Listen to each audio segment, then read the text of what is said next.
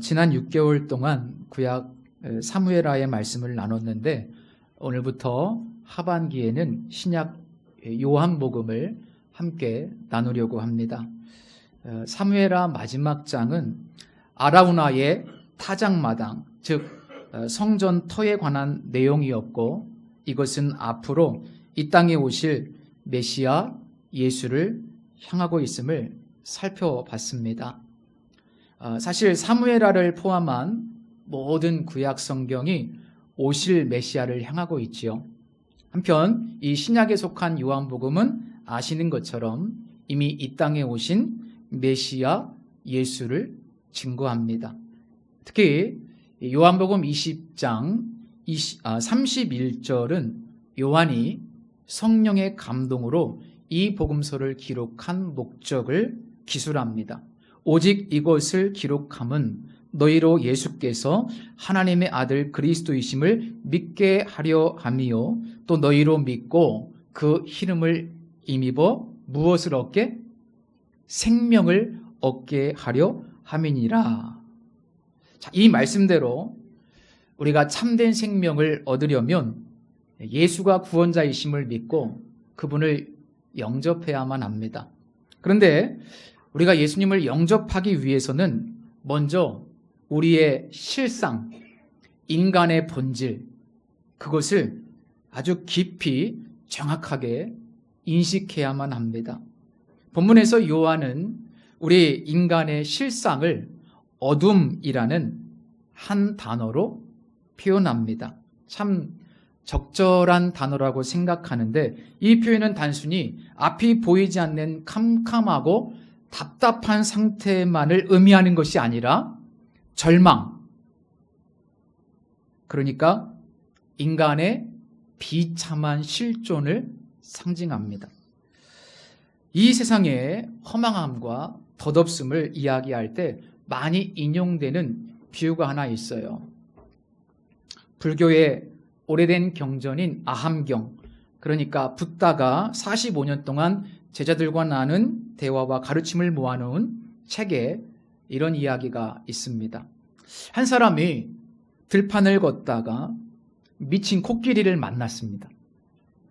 코끼리에게 쫓기던 이 사람이 정신없이 도망치다가 넝쿨 하나를 발견하고 그것을 붙잡고 우물 속으로 몸을 피했습니다. 그런데 우물 바닥을 내려다보니까 독사가 입을 벌리고 기다리고 있는 거예요. 위를 보니 코끼리가 우물 입구를 막고 서 있습니다. 올라갈 수도 내려갈 수도 없는 그야말로 진퇴양난의 상황이죠. 그저 넝쿨 하나에 목숨을 맡긴 채 매달려 있을 수밖에 없었습니다. 그런데 그때 어디선가 흰 쥐 한 마리와 검은 쥐 한 마리가 나타났어요. 이 쥐들이 번갈아 가면서 그 넝쿨을 갉아먹기 시작했고 넝쿨은 조금씩 끊어져 가고 있었습니다.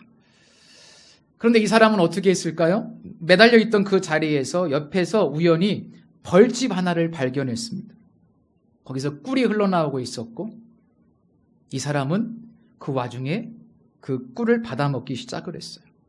그리고 그 꿀의 달콤한 맛에 취해서 자신이 지금 얼마나 위태로운 상황에 있는지를 까맣게 잊어버리고 말았습니다.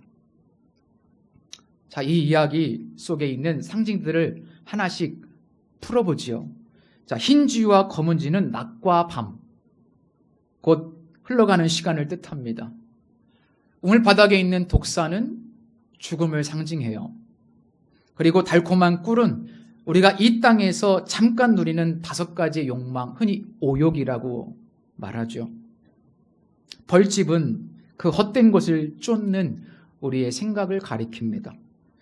자, 죽음을 향해 가고 있는 인생을 이렇게 찰나의 시간으로 놓고 바라보면 그 사람이 얼마나 단순한 존재인지, 더 많은 꿀을 빨겠다고, 더 많은 꿀을 얻겠다고, 지금 얼마나 자신이 위험한 상황에 처해 있는지, 자신의 실존이 어떤지를 망각하고 꿀만 바라보고 있는, 꿀만 빨고 있는, 어떻게 보면 우리의 인생이 얼마나 허무한 것인지를 깨닫게 됩니다. 이렇게 놓고 보면요, 이 땅에서 우리가 조금이라도 더 잘 살아보겠다고 애쓰는 그 모든 몸부림이 어떻게 보면 허무하게 느껴지죠. 물론 저는 우리 성도님들에게 인생은 허무하다라고 말하고 싶어서 이 이야기를 꺼낸 거는 아니에요. 그리고 불교에서 말하는 인간의 고통의 원인은 욕망이다, 이렇게 말씀드리려고 하는 것도 아니에요. 성경적이지 않아요. 다만 하나님을 떠난 인간의 실존, 하나님을 알지 못하고 살아가는 이 세상 사람들의 모습을 한번 이 이야기에 비추어서 바라보게 되면 얼마나 허무해요. 얼마나 부질없어요. 하나님을 떠난 인간의 실존은 본질적으로 이와 같이 죽음이에요. 어둠입니다. 절망이에요. 허무입니다. 그것을 성경이 말씀하고 있어요. 그런데 역사의 처음부터 그랬을까요? 하나님께서 인간을 처음 창조하셨을 때 인간은 어둠과 절망과 죽음의 존재로 살아가도록 그렇게 만드셨습니까? 그렇지 않죠. 사도 요한은 이렇게 요한복음을 시작합니다. 태초에 말씀이 계시니라. 이 말씀이 하나님과 함께 계셨으니 이 말씀은 곧 하나님이시라. 그가 태초에 하나님과 함께 계셨고 만물이 그로 말미암아 지은 바 되었으니 지은 것이 하나도 그가 없이는 된 것이 없느니라. 이 말씀에 의하면 예수님은 처음부터 하나님과 함께 계셨고 함께 이 모든 만물을 창조하신 분이라고 소개되어 있습니다. 특히 지은 것이 하나도 그가 없이는 된 것이 없다라는 말씀은 모든 만물이 창조주 하나님의 목적을 가지고 창조되었음을 함의하고 있습니다. 여기 계신 모든 분들, 하나님의 목적이 없는 분들은 없어요. 다 소중한 분들이에요. 그렇죠. 하나님의 창조는 허무한 창조가 아니고 분명한 목적과 계획이 있는 창조였습니다. 특별히 인간을 향한 하나님의 창조의 목적은 이사야 43장 7절 말씀에 명백히 기록되어 있습니다. 내 이름으로 불려지는 모든 자, 곧 내가 내 영광을 위하여 창조한 자를 오게 하라. 내가 그를 지었고 그를 내가 만들었느니라.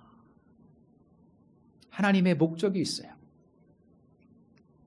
또 하나 중요한 것은 지어진 모든 것은 그분의 사랑에 의해서 창조되었다는 사실입니다. 즉, 이 땅에 존재하는 모든 피조물은 하나님의 사랑의 결과요, 대상이라는 거예요. 우리 본문 속에서 우리는 사랑이신 삼위일체 하나님을 발견할 수 있는데 1절과 2절을 보시면 이 말씀이 하나님과 함께 계셨다라는 표현이 반복됩니다. 5절밖에 안 되는 이 본문에 이 표현이 2번씩이나 반복되었다는 것은 매우 중요하다는 의미겠죠. 여기서 함께라는 표현은 정확하게는 향하여라는 의미의 전치사입니다.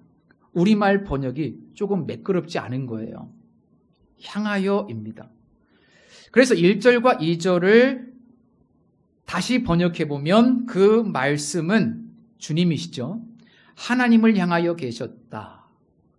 그분은 태초에 하나님을 향하여 계셨다라고 번역해야 합니다.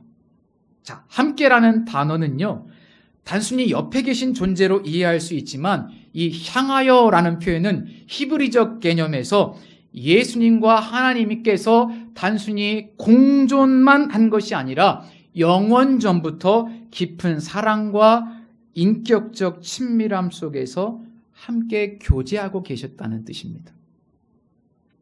오늘 성찬식이기 때문에 제가 설교를 길게 하지 않으려고 여러 가지 생략을 했지만 하나님과 예수께서 처음부터 사랑의 교제 가운데 계셨다는 내용이 요한이 쓴 다른 서신 요한 1서 1장에 기록되어 있어요.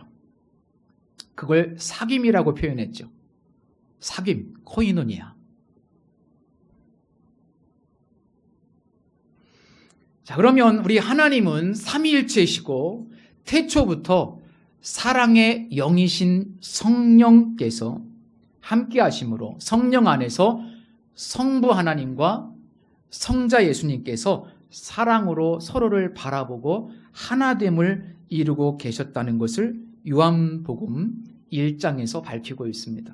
사실 제가 다 설명할 수 없지만 이게 공동체의 원리이고 교회의 모습이어야 되고 부부관계의 모습이어야 돼요. 공동체의 원리예요. 자, 하나님은 사랑이시고 사랑 그 자체입니다. 사도 요한이 말하죠. 자, 그러면 하나님께서 사랑 그 자체이시라면 반드시 사랑의 대상이 처음부터 존재했어야만 합니다. 왜냐하면 하나님의 사랑은 이기적 사랑이 아니에요. 자기를 사랑하는 사랑이 아니라 하나님의 사랑은 이타적인 사랑이에요. 이타적인 사랑은 대상이 있어야 돼요. 그래야 사랑이 성립합니다. 하나님이 처음부터 사랑이었다는 것은 처음부터 사랑의 대상이 있었다는 뜻이에요. 그 사랑의 대상은 바로 예수 그리스도. 그래서 성부 하나님과 성자 예수님은 처음부터 사랑을 주고받는 관계였고 그 사랑의 결정체가 뭐냐? 인간이라는 뜻이에요. 이해가 되시나요? 이해 안 되시는 표정인데. 예. 좀 전에 제가 역사의 처음부터 인간은 어둠의 인생을 살도록 창조되었는가라는 질문을 드렸죠. 그런데 성경은 뭐라고 대답해요? 그것이 아니다. 사도 요한은 삼위일체 하나님께서 인간을 창조하셨을 때 어둠의 인생을 살도록 죽음으로 비참한 존재로 살아가도록 창조하지 않았고 오히려 하나님의 영광을 위한 선한 목적을 가지고 창조했고 더군다나 뜨거운 사랑으로 사랑의 결정체로 사랑의 대상으로 우리를 창조했다고 이 짧은 구절 속에서 말씀하고 있어요. 자, 이 사실을 설명하는 구절이 4절 말씀이에요. 4절 보시죠. 그 안에 생명이 있었으니 이 생명은 사람들의 빛이라 라는 말씀. 자, 3절과 한번 연결시켜서 생각해 보세요. 자, 예수님께서 모든 만물을 처음 창조하셨을 때, 즉 사람이 처음 지음받았을 때는 하나님 안에 거하고 있었고, 4절이 그런 뜻입니다. 모든 만물이 하나님 안에서 지음받았다는 것이 3절이고 그때 사람이 지음받았을 때 그 안에는 뭐가 있었어요? 처음에는 생명이 있었다는 거예요. 그때는 하나님 안에 거하고 있었고 그 결과 사람에게는 진정한 생명이 있었다는 뜻입니다. 여기서 말하는 생명은 하나님과 온전히 연결되어 있는 상태를 의미합니다. 처음에는 그랬죠. 그리고 그 생명이 있었기 때문에 사람들에게는 무엇이 있었다고요? 빛이 있었다고요. 여기서 말하는 빛은 무엇입니까?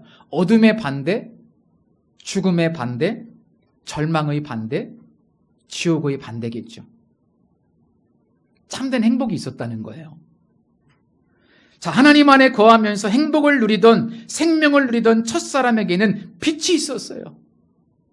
거긴 참된 기쁨과 평안과 우리가 지금 경험할 수 없는 세상 사람들이 알 수 없는 행복이 있었다는 거예요.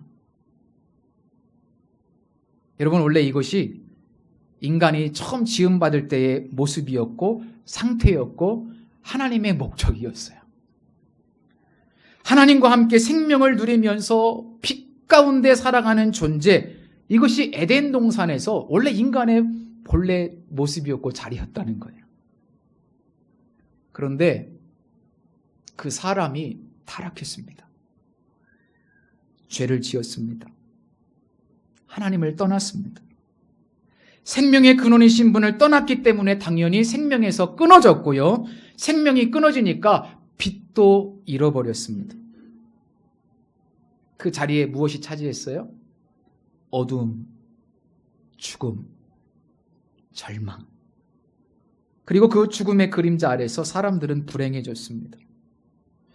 사도 요한은 인간의 범죄 사실을 오늘 본문에서 자세히 기록하지는 않습니다만 4절과 5절 사이의 행간에서 우리는 이 사실을 파악할 수 있어요. 그런데 하나님을 배신하고 죄를 짓고 생명과 빛을 잃어버려서 어둠 속에 빠져버린 인간을 버리지도 포기하지도 않으셨습니다. 이것이 바로 복음의 시작이죠. 예전에 제가 목회하던 교회에서 어느 권사님께 성경 공부를 하다가 혹시 권사님 아이들 어렸을 때 이 자녀들을 잃어버려 보신 적이 있습니까? 라고 여쭌 적이 있습니다.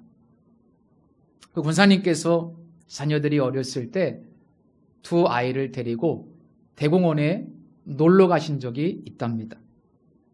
그런데 그 넓은 곳에서 80년대 핸드폰도 없던 그 시절에 그만 어린 둘째 아들을 잃어버린 거예요. 잠깐 한눈판 사이에. 그리고 다시 이제 몇 시간이 지나서 그 아이를 다행히 찾게 되었는데 제가 여쭈었죠. 당시에 아이를 잃어버렸을 때 권사님의 심정이 어땠습니까? 권사님께서요, 딱 한마디 대답하셨어요. 그런데 그 한마디가 아직도 제 가슴 속에 남아있어요. 너무 강렬했습니다. 권사님께서 이렇게 말씀하셨어요. 그때 제가 미친 여자 같았습니다. 미친 여자 같았습니다. 그 아이 잃어버려서 못 찾을까 봐. 미친 여자 같았습니다. 그러는데요, 제 마음에 확 와닿았어요. 아, 그게 어미의 심정이구나. 저는 5절에 있는 말씀 한번 보십시오. 빛이 어둠에 빛이 돼. 빛이 어둠에 찾아왔다. 빛이 어둠에 비쳤다. 이 말씀을 통해서 이 인간의 몸을 입고 이 땅에 내려오신 예수님의 심정을 한번 헤아려 봤어요. 그때 우리 주님의 심정이 어땠을까? 영이신 창조주 하나님께서, 전능하신 분께서 이 시간과 공간의 제약을 받는 연약한 인간의 몸으로 이 땅에 오셨을 때 그분께서 우리의 책임을 추궁하기 위해서 오셨을까요? 왜 말을 안 들었는지 우리를 책망하기 위해서 오셨을까요? 혼내주려고 오셨을까요? 이 본문의 맥락을 보면 오히려 저는 마치 어린 자식을 잃은 어미처럼 제발 살아만 있어 달라고, 제발 다시 돌아와 달라는 심정으로 이 땅에 찾아오시지 않았을까요? 잃어버린 영혼을 찾아서.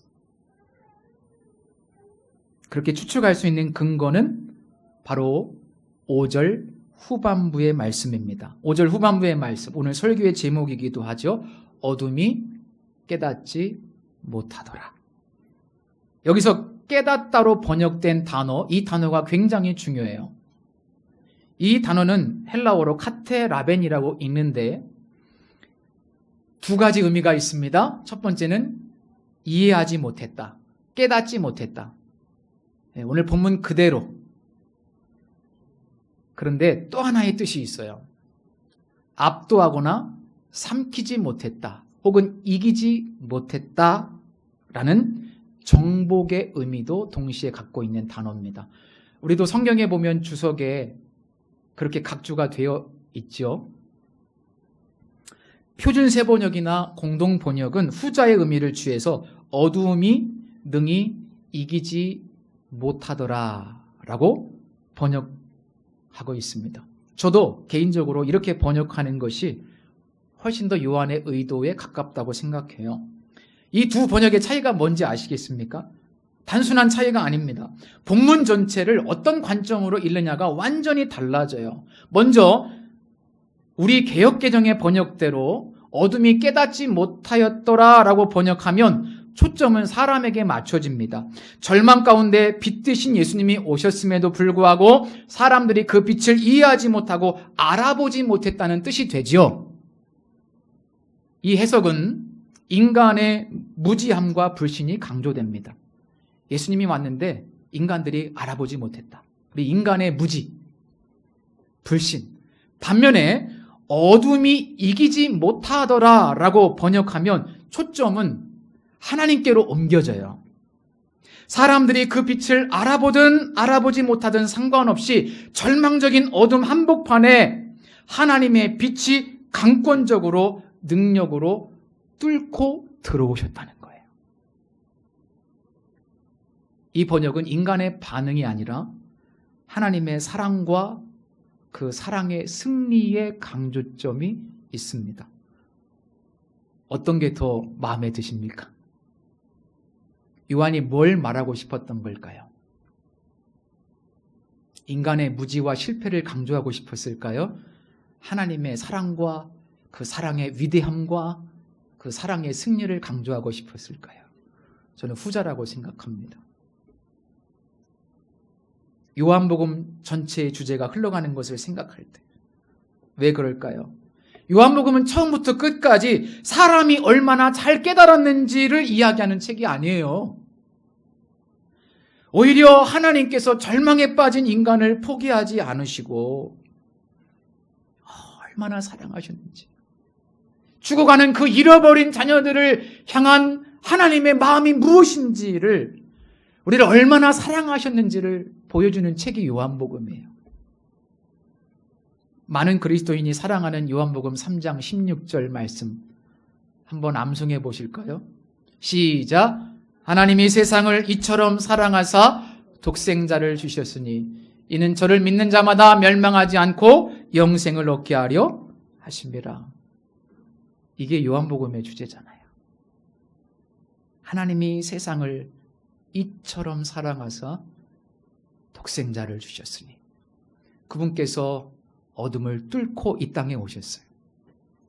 그리고 그 어둠이 예수님을 삼키고 죽이고 했지만 그것이 어둠의 승리가 아니었어요. 하나님의 사랑의 승리였습니다. 여러분, 하나님은 절망 속에 있는 우리를 너무나 사랑하셔서 스스로 인간이 되셨고 이 세상에서 온갖 배척과 조롱과 멸시와 마지막에는 죽음까지 당하셨어요. 주님이 우리에게 한 것은 다 사랑이었어요. 저는 그렇게 믿습니다. 하나님께서 지금 우리의 삶에 여전히 사랑으로 함께 하신다고 믿습니다. 하나님은 언제나 우리를 사랑으로 대하신다고 믿습니다. 여러분, 어둠이 하나님의 사랑과 열정을 이길 수 없습니다. 우리 성도님들의 마음속에 부정적 감정과 어둠의 생각들이 찾아올 때 하나님의 사랑으로 덮으십시오. 여러분, 어둠이 승리할 수 없어요. 하나님의 사랑이 이미 승리하셨어요. 사도 바울도 하나님의 원수였을 때, 죄인 중에 괴수였을 때 찾아오신 예수 그리스도의 그 위대한 사랑의 승리를 경험했고 훗날 이렇게 고백했어요. 누가 우리를 그리스도의 사랑에서 끊으리요. 짧은 한 구절이지만 너무 위대한 고백 아닙니까? 누가 우리를 그리스도의 사랑에서 끊을 수 있겠습니까? 여러분, 누가 우리를 그리스도의 사랑에서? 사도 바울이 말합니다. 내가 확신하노니 이 세상의 어떤 피조물이라도 우리를 우리 주 그리스도 예수 안에 있는 하나님의 사랑에서 끊을 수 없느니라. 때로는 하나님이 날 덜 사랑하시는 것 같고, 아니 어떤 때는 하나님이 날 사랑하지 않는 것 같기도 하고, 내 형편을 보면 왜 이런지 하나님이 원망스러울 때도 있죠. 사람이라는 게 그렇습니다. 그런데요, 하나님이 이미 우리에게 완전한 사랑을 부어주셨고 보여주셨고, 우리는 하나님의 사랑의 승리의 결과예요. 그리고 하나님은 합력하여 우리 천국에 설 때까지 선을 이루가세요. 우리를 사랑하셔서. 우리가 오늘 이렇게 예수님을 믿는다는 거 기적이죠. 이렇게 예배드리고 있다는 거 기적 아니에요? 우리의 능력이나 실력이 아닙니다. 무엇의 결과입니까? 하나님의 사랑의 승리의 결과였어요. 저는 오늘 말씀을 통해서 몇 가지 적용할 것을 짧게 나누고 마치려고 해요. 첫째, 우리 교회는 인생의 황혼기를 지나고 계신 어르신들이 참 많습니다. 그분들께 말씀드리고 싶어요. 아까 들려드린 비유에서 그 사람이 붙들고 있는 넝쿨은 언젠가 반드시 끊어지잖아요. 우리도 똑같아요. 언젠가는 그 순간을 맞이하긴 맞이합니다. 그런데 성도는 다릅니다. 성도는 달라요. 우물바닥의 독사, 그 죽음이 우리를 삼키지 못합니다. 어둠이 이기지 못하잖아요. 그러므로 우리 성도님들 죽음 앞에서도 두려움이 아니라 소망으로 그날을 준비하시면 좋겠어요. 둘째, 자녀와 손주들을 위해서 기도하시는 분들 계시죠? 아직 예수님을 믿지 않는 자녀들 혹은 손주들 때문에 마음 아프신 분들 계실 겁니다. 그런데 어둠이 이기지 못하더라 라는 말씀처럼 그들이 지금 주님께 나오지 않았더라도 낙심하지 마십시오. 이 말씀의 진짜 초점이 뭐예요? 그들이 깨닫는 것이 아니라 하나님이 사랑으로 그들의 인생 가운데 찾아가셔서 승리하시는 거예요. 그들이 아직 깨닫지 못했지만 이미 이기신 그 사랑이 그들 안에서도 일하고 계심을 믿으시기 바랍니다. 그래서 지금도 낙심하지 말고 포기하지 말고 계속 자손들을 위해서 기도하시기 바랍니다. 그리고 세 번째로 지나온 세월 속에 어두운 기억과 상처와 후회를 안고 살아가신다면 그것을 이미 다 벗어버리시기 바랍니다. 그 어두움이 예수 그리스도의 사랑 안에서 다 패배했습니다. 그러니까 지난 일들을 붙잡고 자책할 필요 없습니다. 오늘도 그 사랑의 빛이 우리 삶의 자리에 비치고 있기 때문입니다. 우리는 이미 너무나 놀라운 사랑을 경험했고요. 그 사랑 안에 여전히 머물고 있고요. 영생의 축복을 다 받았습니다.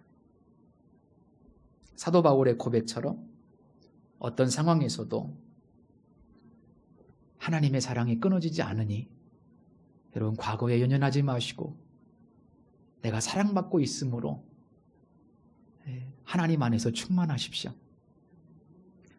마지막으로 한 가지 더 말씀드리고 싶은 것은 우리도 우리를 힘들게 하고 우리에게 상처를 주는 사람들을 만날 수 있어요. 우리 어렵게 하는 사람들 만날 수 있어요. 그런데 하나님께서 사랑으로 우리 안에서 승리하신 것처럼 우리도 그렇게 노력했으면 좋겠어요. 여러분, 사랑으로 내 주변에 있는 사람들을 녹여내십시오. 그건 진짜 어렵죠, 그죠? 어려워요. 하나님의 사랑으로 우리를 녹여내신 것처럼 우리도 하나님의 사랑으로 끝까지 주님의 사랑으로 한번 우리 이웃을 대하시고 녹여오실 수 있기를 축복해요. 그것이 주님의 자녀들의 삶이 아닐까 싶습니다. 기도하겠습니다. 사랑의 하나님, 어둠이 결코 이기지 못한 그 크신 사랑을 오늘 다시 확인하게 하시니 감사드립니다. 저희가 이 자리에 있는 것이 저희의 힘이나 노력이 아니라 오직 주님의 사랑의 승리임을 잊지 않게 하여 주시옵소서. 이제 우리의 삶의 자리에서 사랑으로 세상과 이웃을 품게 하시고 승리하게 하시며 사랑 안에서 자유케 하시고 그 사랑의 전달자로 살게 하여 주옵소서. 다시 한번 어둠에서 빛으로 우리를 새로운 피조물로 만들어주신 하나님 아버지께 감사드리며 예수 그리스도의 이름으로 기도드립니다. 아멘.